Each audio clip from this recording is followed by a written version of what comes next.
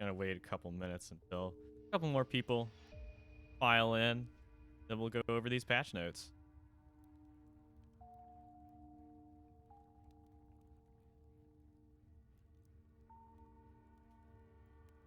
Jason, I saw that you made a very pretty lava lamp. Yesterday's coding stream. That's pretty fun. So now you need just to make like a desktop buddy for the lava lamp. That we could just have on the screen. Do you think the lava lamp can make an appearance in Steamhounds somewhere, somewhere in the background?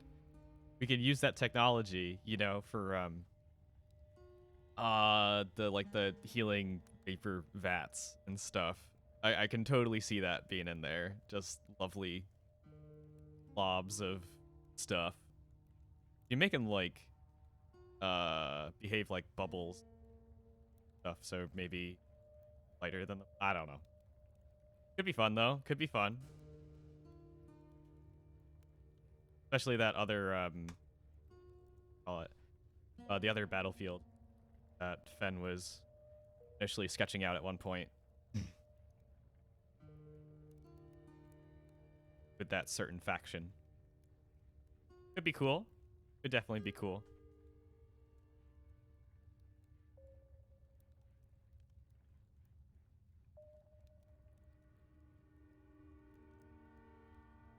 Alright, we are almost at 1:40 my time. The certain green themed faction. Yeah, I wonder who that could be. Oh man. As always, I cannot wait to reveal some stuff to people. Once it's ready, but it's gonna be a little while. But it'll be worth it, I promise. I promise.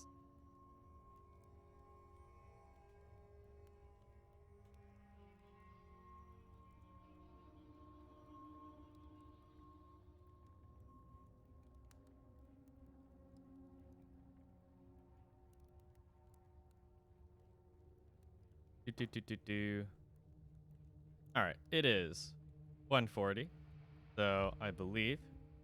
All right, going over these patch notes. So we're at 0411 here. Very important update.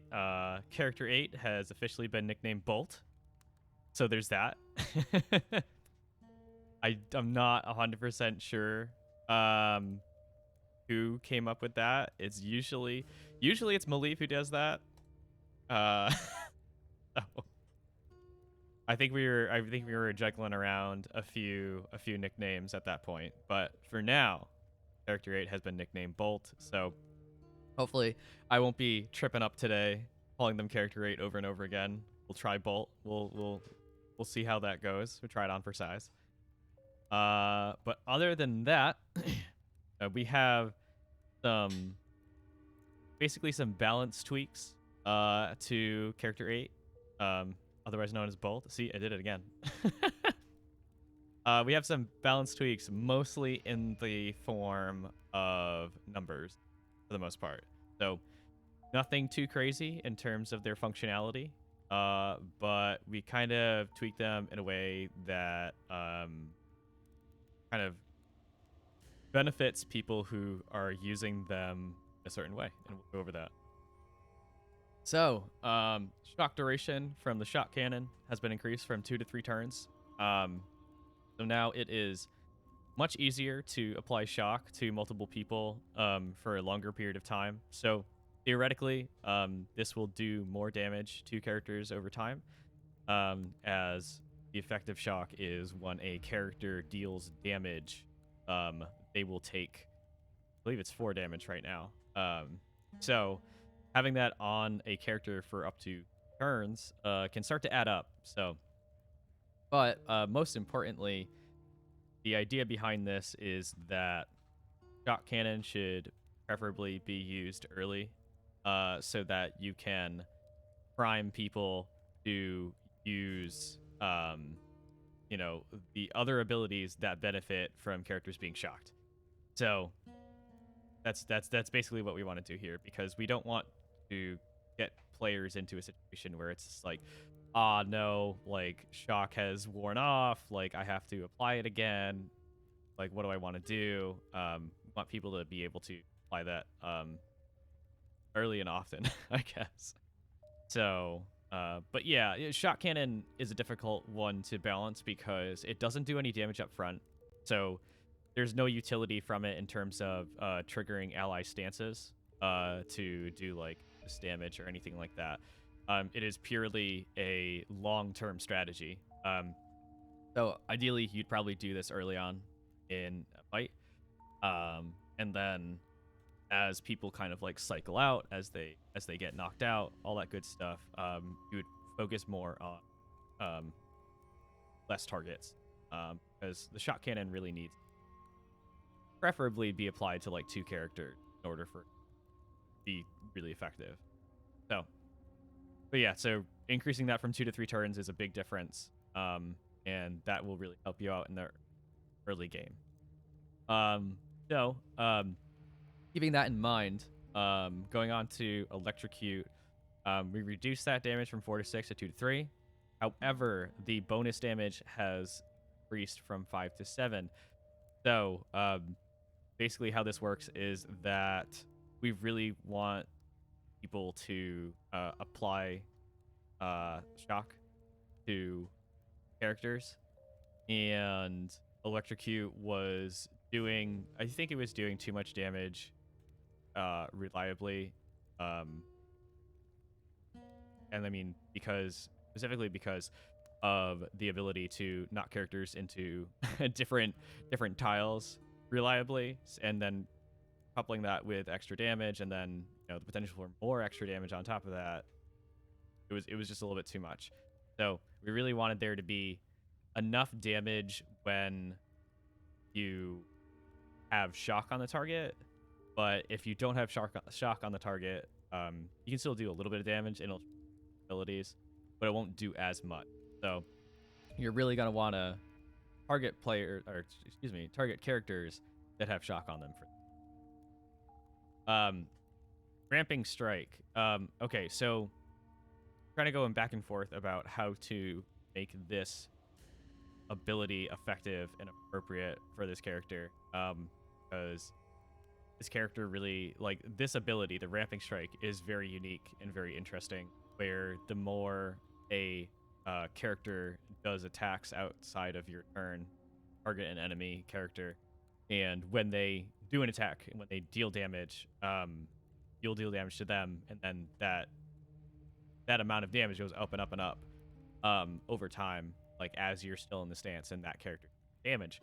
So what we wanted to do was give this character a little bit of a tool to manipulate the turn order so that they can stay in that stance longer. So potentially the opponent could have multiple turns, or they have to think about whether or not they want to trigger support.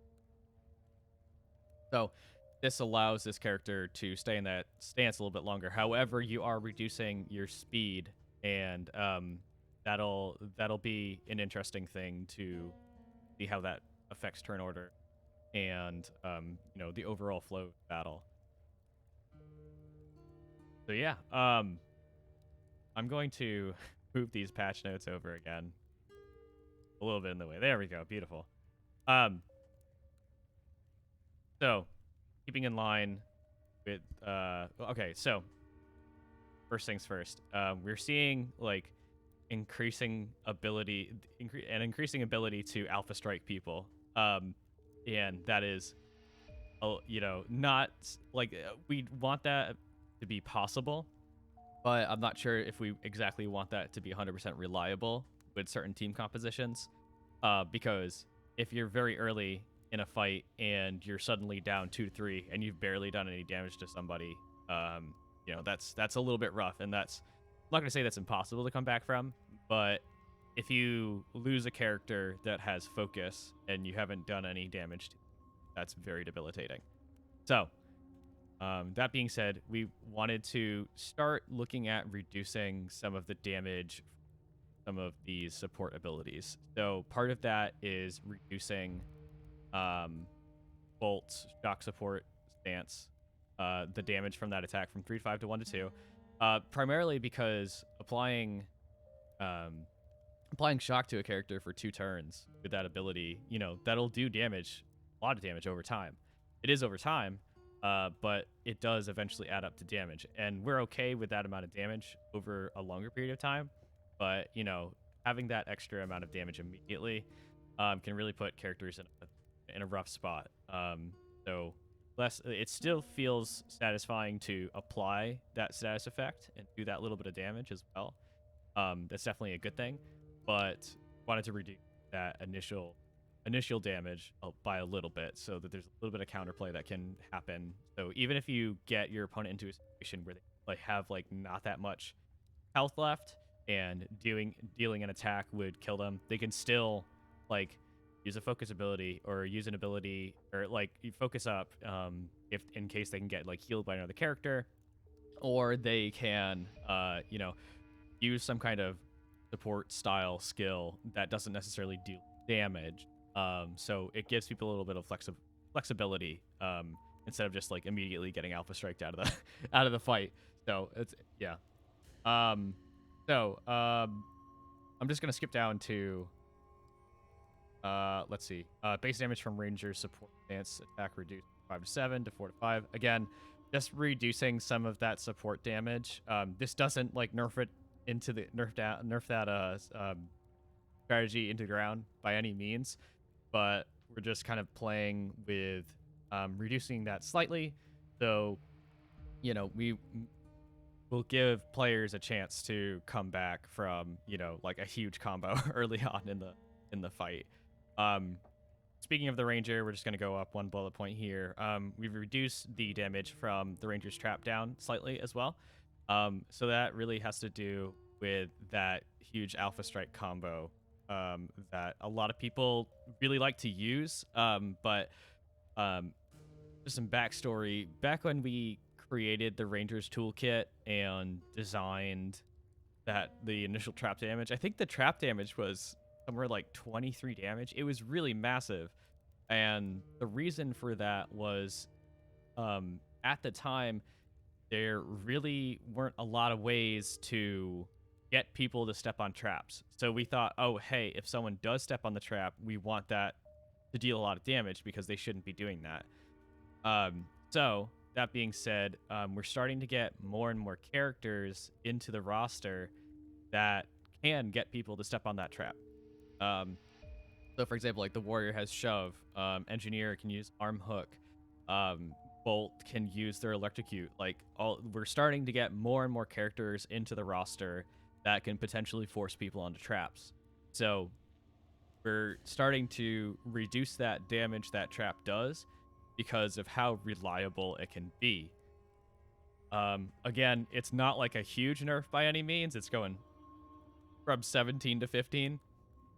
But if you look at some of the strategies that people are using with the Ranger, which is basically setting a trap down, supporting the engineer, having the engineer do an arm hook, and so they deal bonus damage from their support as well.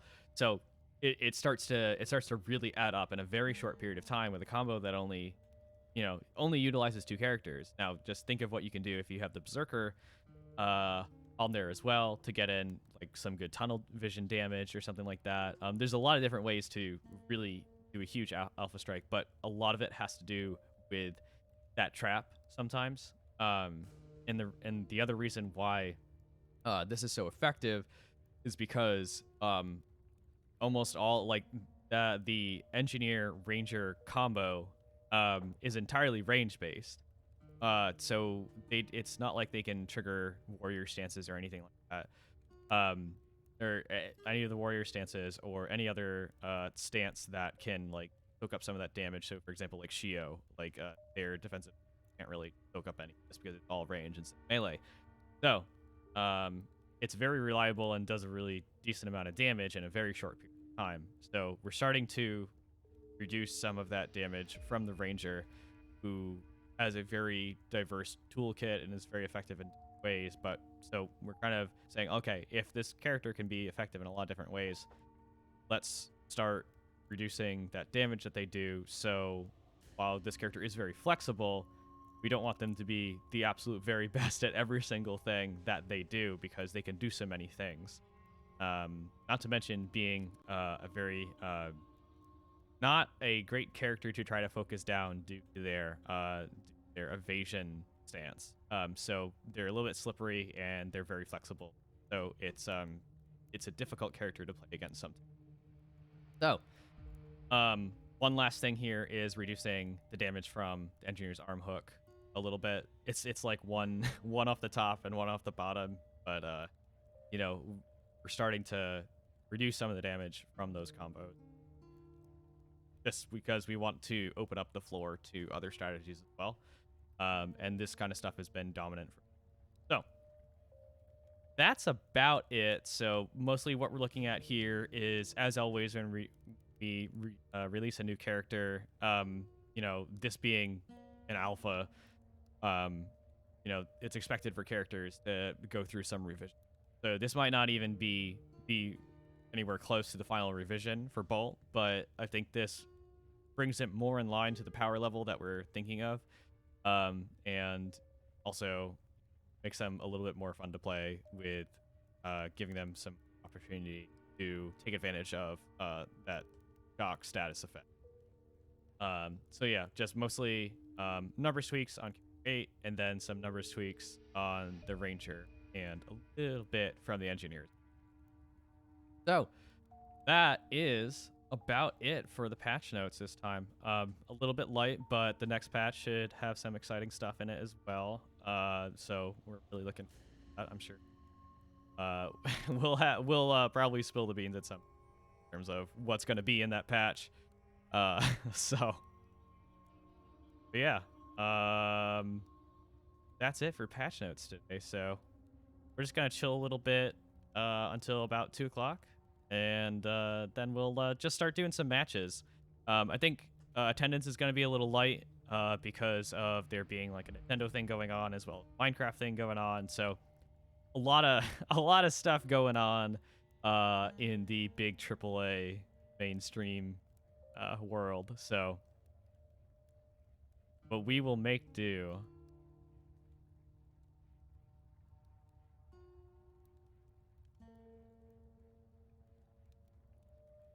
Anyway, yeah, this is our time slot. Who did they not check in with us? They're supposed to check in with us if they were gonna do something right now.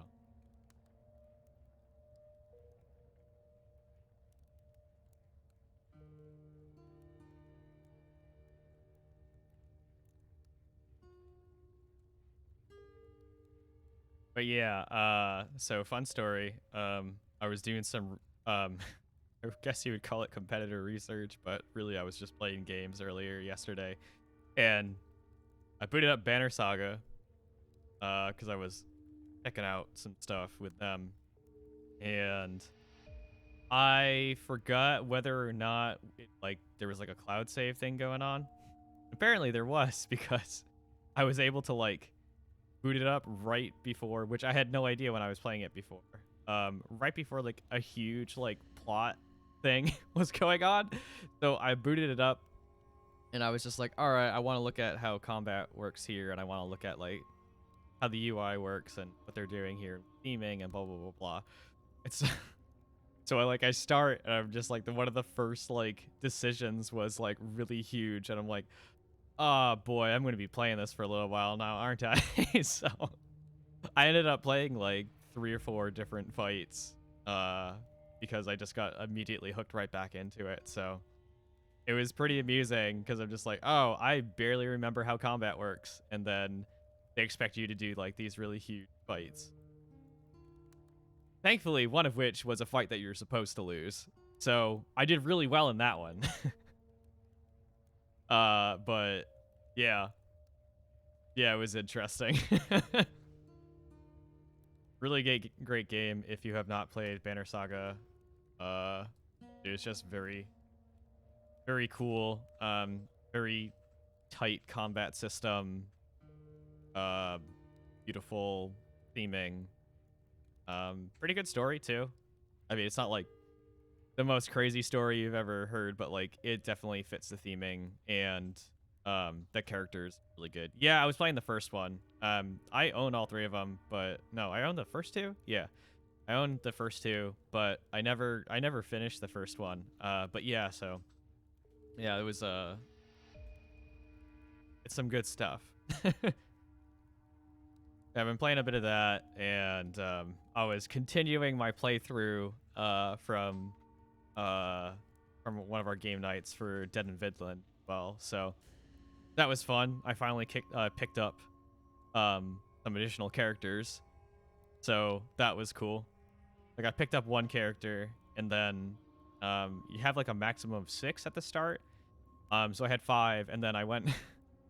I did another random event thing, and there's like a couple that you can pick up, but you can't just take one of them. You have to take both, and they take up 2 slots. And I'm just like, well, time to upgrade. Time to upgrade my like house thing so I can fit like 2 more, because I'm like not at full capacity, but I have to take on 2 at once, and I'm not gonna tell this random person to leave, which I don't even know if you can ask somebody to leave, but I haven't tried. But it's pretty cool. Pretty cool stuff.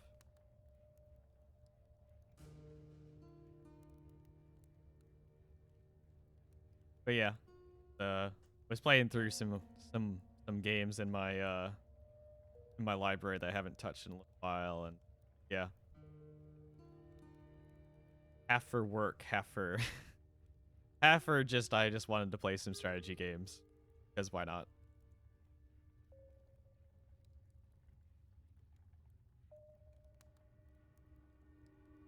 All right. Yeah, I'm. It's it's interesting. Oh, I'm gonna get like serious for a second. Yeah, it's interesting. Like working in games, like we're not like obviously we're not AAA company that can to um have people work 40 hours a week and stuff like that right now. But like it's weird being like an aspiring dev, and like how much of my time do I use playing games versus making games slash like designing stuff. And then like when you're actually playing games, you have to like figure out, okay, am I going to play this game from a design perspective, or do I play it from like casual kind of stuff? It's kind of like when speedrunners play games. It's there's like 2 different ways to play a game for a speedrunner. There's the casual playthrough, and there is the speedrun playthrough. And those things are radically different. Sometimes radically different in difficulty as well, because speedrun stuff breaks the games in certain ways that wouldn't necessarily play a game in that fashion, and so designers don't really usually design around that. So sometimes it can make the game a lot easier, but like because when you think it's like, oh, speedrunning super hard, like they do like crazy tricks and whatever, like sometimes it's not actually true. Sometimes a casual playthrough can be more difficult. But like that, like playing the game from multiple perspectives is interesting, and sometimes both can be enjoyable, both can be interesting, but you want to make sure that you're playing it from a certain perspective, uh, so you don't so you don't like distract yourself by like, oh man, like I'm just gonna go over in this corner of the game and try to break it, or like I'm gonna like sit here for half an hour and like not advance the game at all, but like try to like look at how they design this UI. Like it's interesting, but moral of the story is, if you want to play a game, just go play a game and try to turn that section of your brain off. So because otherwise you're just like flip back and forth and not be satisfied with how you're spending your time. So, all right, serious time over. Serious time over. Self-reflection.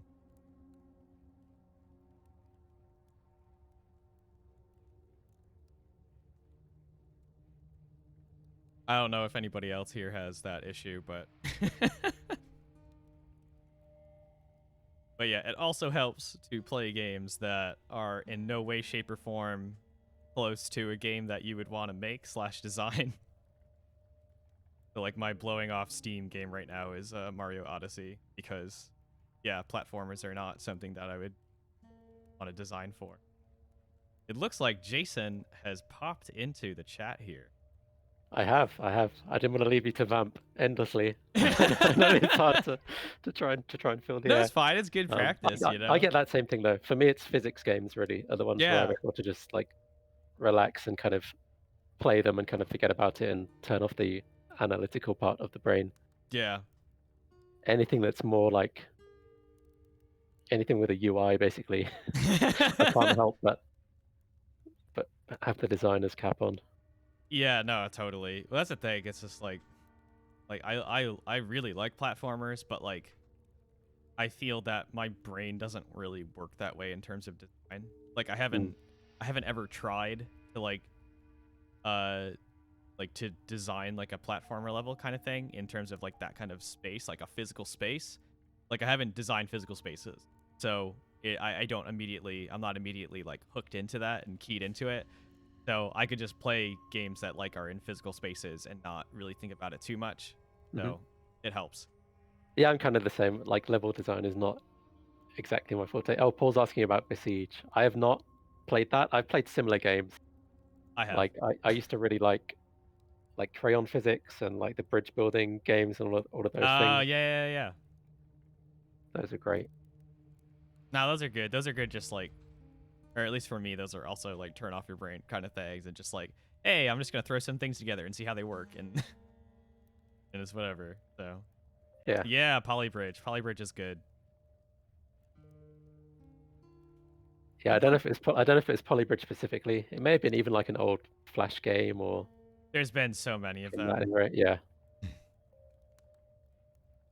The other ones I used to really like are like the Trials riding games, like the No, Trials is motocross good. games. Yeah. Yeah, I can't remember what the really old ones are called. Were the really old Flash games Trials? Or Yeah, or even like Java applet games, if you remember those, no, yeah, which totally. really don't exist anymore. But there was Oh my I think god.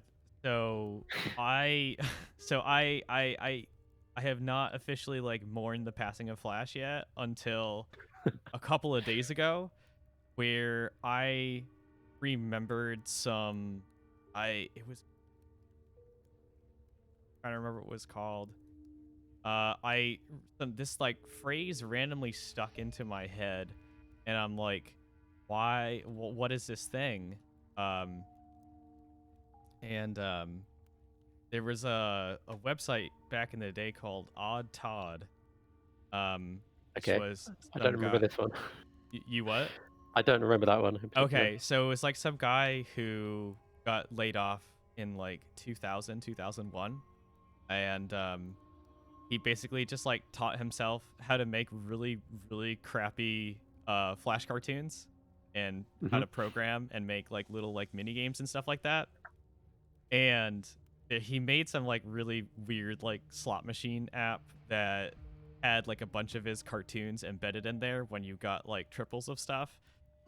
And there's because the phrase like you got the lobster was one of the it just got in my head. I'm like, what is that from? And I finally figured it out. But when I went to go to the page, everything is still live. Everything's still there. This person's actually like posting stuff. This person's like posting like all they post anymore. They don't really make any new videos, except that they did do like a 2020 COVID update to their seminal like original cartoon way back in the day about sitting at home eating fudge cookie stripes. And like, but yeah, I went to go look at stuff and it's like, oh, Google or excuse me, Chrome like automatically blocks Flash now. Like it's just off, like permanently off. And I'm like, oh, cool. So you can go into options and be like, yeah, ask me before launching Flash, but there's nothing that's just like, yeah, keep Flash on permanently. That's no more. So. Oh, it's a shame. I think some of my first game dev exploits were in Flash as well. Like I remember as a I tried one time. 12 or 13-year-old kid or something. I was on the way Flash too young. Kit forums, like messing around with what was it, ActionScript? Is that what it was called? Yeah. I believe that's what. Yeah, I'm trying to remember because there was like Shockwave and Flash at the time, and there's a bunch of stuff going on. I just remember being on Newgrounds a lot, and just marveling at all the things that people made. So I'm like, wow, this is really cool. And then I tried, and then I absolutely failed. All the stick figure fighting games Oh and yeah, those are good. Like, what was that? Xiao Xiao or something like that. It's like, yes, yeah. Were those yeah, both? that was Was that a good. video series or were those Yeah, games? it was a video series, and I think they made a game eventually, Mm. like a quick time event style thing. But yeah, it was a video series. Um, yeah, I spent a lot of time on that website actually, for better or for worse. But yeah, no, it's good stuff. But yeah, I think I don't know if like isn't there some kind of internet archive style thing happening right now to try to like preserve some of those Flash games? There's someone's making an effort to do I that, hope but so. they Yeah. don't have much time. I mean, it's like December when it gets like officially not supported anymore. So Ah, December. Wow. Okay. End of an era. yeah, in Chrome, yeah, in browser Flash emulator being worked in Rust. That's amazing. Awesome. All right, cool. So, Well, so it looks like Ali's with us here and ready to get into a battle. yeah, Paul, do you want to take up do the it, challenge? Paul. Do it. Show everyone the power of Bolt. Oh, so Most apart from action script? Okay, cool. Okay, so we'll get the animations before we get the games, I Yeah. suppose. I mean, yeah. I mean, I do like the games as well, but I remember watching a lot of way too many videos. Way too many. There was, gosh, I remember on Newgrounds, there was an RPG that someone had made that was like really close to actually being like a full-fledged RPG, but it was called Sunny, I believe. Sonny. But it had like skill trees and like half decent art, and or at least in my like I don't know how old I was, but my younger brain was like, wow, this is like a real game. This is incredible. Yeah, we had the tower defense era. A lot of good Oh Flash yeah. tower defense games as Well, well. the thing is, like, I played a lot of Warcraft 3 tower defense. So if I wanted tower defense, I would just boot up Warcraft 3, like the custom maps, Mm. because there were many tower defense games there that were very intricate.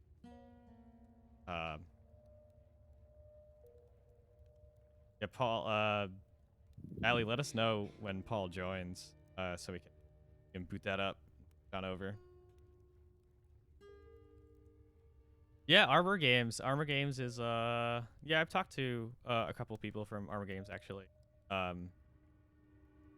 didn't think that tower defense was still like that super popular, but I guess it is. I don't know how many Bloons games there are at this point. It's like 7, maybe. I remember Gemcraft was a good one. The Gemcraft tower defense was very good. I think the last one I really played was Plants vs Zombies, to be honest. Oh yeah, that's true. That was one of the first games that I started playing when I got a smartphone. I didn't get a a very long time. I didn't get it until after I graduated from grad school. So I was really behind the curve, and so I'm like, what are these apps? What's what is this app thing that I've heard so much about? And I'm like, this is actually all right. All right, Paul is booting it up. Be ready to go in a minute. And again, our buddies over at Empires in Ruins are trying to keep tower defense alive. Yeah.